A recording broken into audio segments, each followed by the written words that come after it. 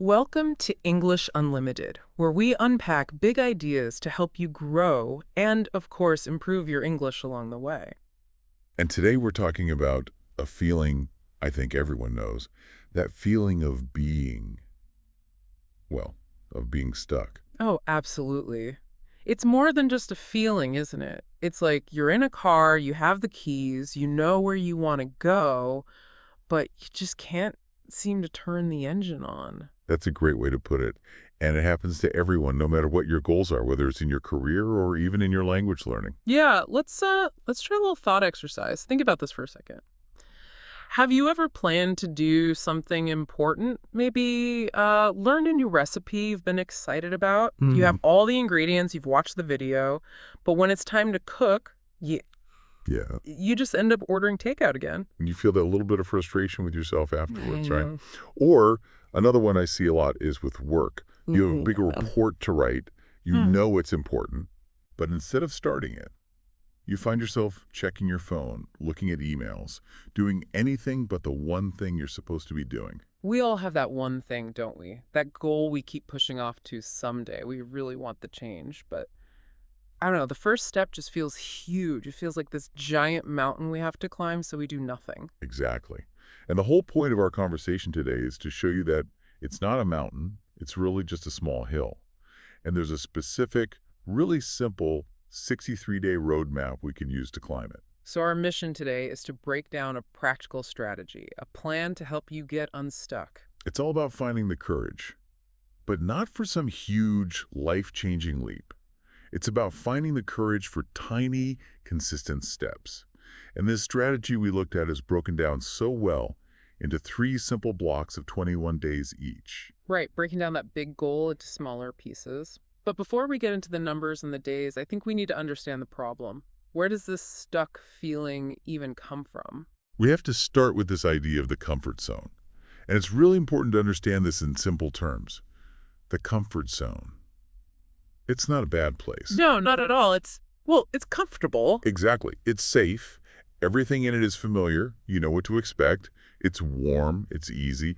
And it takes almost zero effort to stay there. Okay, so if it's so nice and safe, why is everyone always talking about leaving it? What's Yeah. the problem? Well, this is where it gets really interesting. That feeling of comfort, that wonderful safety, is actually, it's quietly stealing your potential. Your potential. What do we mean by that word, potential? Your potential is all the amazing things you could be. The success you could have, the skills you could learn, the person you could become. It's your hidden power. So comfort is like a thief that's stealing our future success. How does that work? Let's use a different kind of analogy. Imagine your comfort zone is like being in a small, warm boat on a very peaceful lake. Okay, sounds nice. It is. The sun is shining, the water is calm, it feels great. Mm. But you never go anywhere new. You never see what's on the other side of the lake. And while you're sitting there, feeling safe, your little boat slowly starts to shrink. Wow. So the danger isn't that something bad will happen. The danger is that nothing will happen at all. Precisely. You just stay in one spot, Yeah. you're on autopilot, you're in what we call a neutral state. People often realize they're stuck when they just feel flat. Not happy, but not sad either. Exactly. Just there. You wake up, you eat, you work, you look at your phone, you sleep. The routine just takes over everything. And we tell ourselves, it's fine, life is good enough. But deep down, there's usually this little voice, this quiet frustration. And that is the alarm bell. That's your mind telling you that this feeling of neutral, this safety, is slowly eating away at your potential. So that's the first step, realizing that being safe is actually holding you back. And that's where this 63-day strategy comes in. Yes, we have to move past that easy feeling of comfort if we want to unlock all that hidden potential. Okay, so we get the problem now. We're stuck in our comfortable boat. Let's talk about the solution, the strategy. We often think that to change, we have to do something huge, like a giant leap. And that's where the feeling of overwhelm comes from. Hmm. The brain absolutely hates feeling overwhelmed Why is that? because it's a massive use of energy. So when we try to do too much at once, the brain just, it hits the brakes. It says, nope, that's too big. We're much safer back here in our little boat. Which is why this strategy is so clever. It says that change doesn't need to be big. It just needs to be consistent. Consistency. That is the engine of change. Small steps taken over and over again. That's the secret. And the math here is simple. 3 blocks of 21 days, that equals 63 days total. Yeah, and this plan isn't about speed. It's about what we call sticking power, making the change last. I have to ask, though, we've all heard this number before, 21 days. Is there really something magical about 21 days? Is it based on hard science? That is such an important question. And the truth is, the number 21 is more of a psychological tool than a strict scientific law. Okay. It's not like your brain has a 21-day timer that suddenly goes off. It became popular a long time ago from some early research. But the reason it works so well as a strategy is all in our minds. So it's like a mental trick we play on ourselves. You could say that. It creates the perfect challenge. I mean, if I told you to do something new every single day for 6 months, how would that feel? Impossible. I'd probably give up before I even started. Exactly. Yeah. But 21 days, 3 weeks, that feels possible. It feels doable. It's short enough that your brain says, okay, I can handle this for a little while. But it's also long enough to make a difference. That's the key. It's long enough to force your brain to recognize this new action as a pattern. It's the perfect balance between being challenging and being achievable. So it lowers what some people call activation energy, the effort it takes just to get started. Yes, exactly. Think of it like pushing a heavy ball to get it rolling. If the goal is 365 days away, that ball feels incredibly heavy. You won't even try to push it. But if the goal is just 21 days away, The ball is much lighter, it's manageable, you're willing to give it that first push. The 21-day timeline just makes it so much easier to start. and what about the full 63 days? That's where the really deep change happens, right? Yes. The 21 days, that's for building the habit, but the full 63 days, that's for changing your identity. What's the difference? Well, if you do something new for 21 days, you start a new activity, like running. If you do it for 63 days, you become a runner. I see. It's the difference between doing something and being someone. Exactly. And that's when your brain really starts to recognize the change. It's not a temporary thing anymore. It's the new normal. So, to recap this part, a strategy is just a plan for success, and consistency is the most important part of this plan. And when your brain starts to recognize that consistency, it rewards you. You start to feel good, which makes you want to keep going. And when you finish that first 21-day block, even if you weren't perfect, you get this amazing feeling of, wow, I actually stuck with something. That feeling is momentum. And it's so important because it's the fuel that pushes you right into the next phase. Okay, let's talk about that. Phase 1, the first 21 days. This is all about building the foundation. And as you said, the main goal is momentum and self-trust. The main idea for this phase is so simple. You don't have to be perfect. You just have to show up. Just show up. That's it. If you show up for 21 days in a row, even if on day 7 your effort is, not very good. Is to make the daily actions so small that it's almost impossible to fail. Yes. We have to build trust with ourselves first, because our brains are very, very good at noticing when we break our own promises. So what's an example of a small promise? Let's say someone wants to improve their English speaking skills. Okay, a bad promise would be, I'm going to have a 30-minute conversation in English every day. That's too big to start with. You're setting yourself up to fail. Right. A much better, smaller promise. I will speak English out loud for just 5 minutes every day. Maybe you just talk to yourself in the mirror. Doesn't matter. The goal is to do it. Or, if you want to save money, don't promise to cut all your spending. Just promise to skip buying 1 coffee per day. Exactly. These actions they almost feel too small to make a difference. But the power isn't in the action itself. It's in the fact that you kept the promise. The reliability of it. Yes. Every time you do it, you send a little message to your brain. You Yeah. say, hey, I'm trustworthy. I do what I say I'm going to do. And this chain of small wins starts to build your self-belief. And that belief is what you'll need for phase 2. Now, this all sounds very positive, but we know that first week can be really, really hard. The material talks about internal resistance. What does that feel like? Oh, the resistance is very real. It comes up because you are challenging your old self, your old identity. And that old identity likes things to be easy and predictable. It loves predictable. Hmm. So when you introduce a new difficult behavior, even something as simple as getting up 10 minutes earlier, your brain feels it as a threat. A threat. A threat to the system. It sees it as a waste of precious energy. Your brain is just trying to be efficient and protect you. So how does this resistance show up? What kind of thoughts do we have? It shows up as uncomfortable feelings. You'll start questioning yourself. You'll have thoughts like, why am I doing this? This is silly. I was fine before. Who am I trying to be? Yes, that's a big one. It's the friction of change. It's your mind trying to pull you back into that warm, comfortable boat we talked about. So what's the strategy for pushing through that, especially in that first tough week? The key is to notice the feeling, but not to judge it. You have to realize that feeling resistance doesn't mean you're failing. It actually means you're succeeding. That's a huge shift in perspective. It is. You say to yourself, okay, this feels weird. This is uncomfortable. That must mean I'm building a new path in my brain. You feel the resistance, but you do the action anyway. So we just push through that strange feeling and we focus only on showing up. When does it start to feel a little bit better? Usually around day 15 or so, you'll feel an internal shift.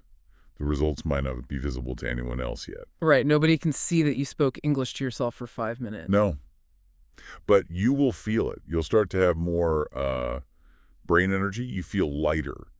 And that's because you're not wasting energy anymore fighting that daily battle of, should I do it or shouldn't I? The decision is already made. The fight is over. That is the critical realization. You know, to realize something is to suddenly understand it. It's like you've been looking for your keys everywhere, and then you suddenly realize they were in your pocket the whole time. A moment of clarity. Yes. And around day 15, you realize something huge about yourself. You realize, I am not someone who quits. And that realization is everything. It's the core of phase 1. It gives you the trust and momentum you need to go into the next phase where things get even more interesting. Because that's when the outside world starts to notice. Exactly. We've built the habit inside ourselves. Now we have to see how it works out in the real world. All right, we've pushed through the initial weirdness. We enter phase 2, days 22 to 42. And I think this is where it gets really exciting, because now other people start to give us proof that our plan is working. This is what we call external validation. And it's a huge boost for our motivation. We're social creatures, you know. When other people see our hard work, it just makes us want to keep going. The small, private promise you made to yourself in phase 1 starts to have a visible effect on the world. The ripple effect, yeah. So let's think of some examples. Let's say your small habit was to spend 10 minutes every morning planning your workday. After a few weeks, a colleague might say to you, wow, you seem so focused and organized lately. Or maybe your habit was to go for a short walk every day. It wasn't about losing weight, just about moving. But a friend might say, you seem to have so much more energy these days. You just seem brighter. That kind of feedback, that unexpected compliment, it's so powerful. It is. Because the habit stops feeling like a chore you have to do. It becomes part of a positive feedback loop. The routine isn't forced anymore. It starts to feel like a natural rhythm. You're in the groove. Your brain starts to want that rhythm. It's looking for the good feeling it gets from the habit and from the compliment. And all that energy you used to spend fighting the resistance in phase 1, now that energy is pushing you forward. You're not pushing the heavy ball anymore. The ball is rolling on its own. It sounds like it's all easy from here on out. But this phase is also called the first big test. So what's the trap? What do we need to look out for? This is probably the most dangerous time in the whole 63 days. We call it the trap of relaxation. The trap of relaxation. Yes. Because you're feeling good, because you're getting compliments, because the habit feels easy. Your brain thinks the mission is over. It says, great job, we did it. Now we can relax. The brain tricks you into thinking the habit is permanent, but it's not. Not yet. Not yet. Your brain is so good at rewarding success. And it tells you, hey, we've proven we can do this, so we don't need to do it tomorrow. It uses your success as a reason to stop the effort. So what happens if we fall into that trap? We feel good, so we skip a day. What's the harm? The consistency is still very fragile at this stage, and skipping one day makes it so much easier to skip the next day. And then 2 days off becomes a week off. And once that rhythm is broken, that heavy feeling of starting all over again, it comes right back. You go from rolling forward to having to push that heavy ball from a complete stop again. You can lose everything you built. So day 42 isn't the finish line, it's just the foundation. We have to push through that temptation to relax. Yes, by pushing through phase 2, even when you feel like you've already succeeded, you're teaching your brain that this is non-negotiable. This is just part of who we are now. You're proving that your commitment is real. It's not just about getting a few compliments. Yep. What happens if you do slip up, though? I mean, life happens. What if you miss a day or even 2 days in a row? Is the whole thing ruined? No, not at all. That's a great question. The plan encourages something called the bounce back rule. The bounce back rule. I like that. The rule is simple. First, realize you made a mistake. Second, don't judge yourself. Don't say, oh, I'm a failure. Just accept it. And third, get back on track immediately. Today. Don't wait for tomorrow or for Monday. Never. The failure isn't missing one day. The real failure is missing 2 days in a row and letting that break become permanent. Consistency is just about getting back on the path as quickly as possible. That completely changes how you think about failure. It's not about being perfect, it's about being persistent. And that persistence is what really locks in the new behavior. It prepares you for the final and most important stage of the process. So let's quickly define those words. A compliment is when someone says something nice to you. And validation is that feeling you get when the world shows you that your efforts are real and they're working. Getting that external validation is the reward. But having the internal discipline to keep going, that's the test of phase 2. All right, we've made it. We're in the home stretch. Days 43 to 63. We fought the resistance in phase 1. We've avoided the relaxation trap in phase 2. What happens now? How does a habit finally become part of our identity? This is really the heart of the whole process. The change here is very subtle, but it's also incredibly deep. Before, you were doing a task. You were doing your English practice. By phase 3, you are being a person who learns English. You're being a student. You're being a student. The effort is no longer something outside of you. It's now integrated. It's part of who you are. Can you say more about what that feels like, the integration? Of course. Let's use the running example again. In phase 1, you had to force yourself to go running. In phase 2, you started to enjoy it. But in phase 3, you don't even think about it anymore. In fact, if you can't go for a run, you feel like something is missing from your day. Because it's just what you do. It's an automatic part of your life. It's who you are. And you're living that powerful line we talked about. First it's hard, then it's routine, then it's part of who you are. This is the deep transformation we were aiming for. And when your identity changes like that, it affects everything else, doesn't it? Oh, absolutely. It changes how you make every decision. For example, if you now see yourself as a healthy person, you won't just run. You'll start to naturally choose healthier food. You'll want to go to bed earlier. Because that's what a healthy person does. Exactly.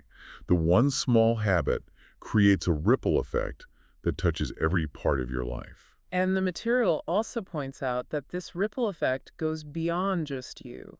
It changes how other people see you and interact with you. It really does. When your identity is strong, your environment changes to match it. You carry yourself differently. You might walk a little taller because you have the confidence of someone who keeps their promises to themselves. People can sense that internal discipline. They can. But I think the most surprising and satisfying result of this whole transformation is that you start to become a guide for other people. You realize that you've become the person you used to admire just 63 days ago. What does that look like in real life? Well, because you've been consistent, you now have real wisdom to share.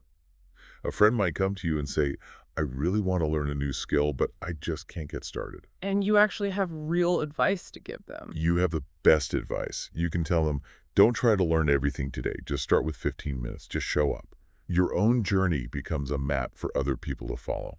Your consistency created something valuable that you can now share with others. And finally, let's go all the way back to the comfort zone. We started this whole conversation talking about being stuck in that peaceful but stagnant lake.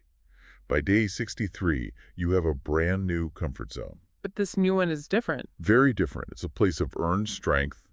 It's a comfort zone that helps you grow instead of holding you back. You're comfortable now because you are disciplined, not because you are hiding. So even when the initial excitement of the new habit starts to fade, the discipline is still there. The excitement always fades. That's normal. But the new identity you build, that strength, that stays with you. It keeps you moving forward. You've basically retrained your brain to choose growth instead of safety. You're no longer defined by what you plan to do someday.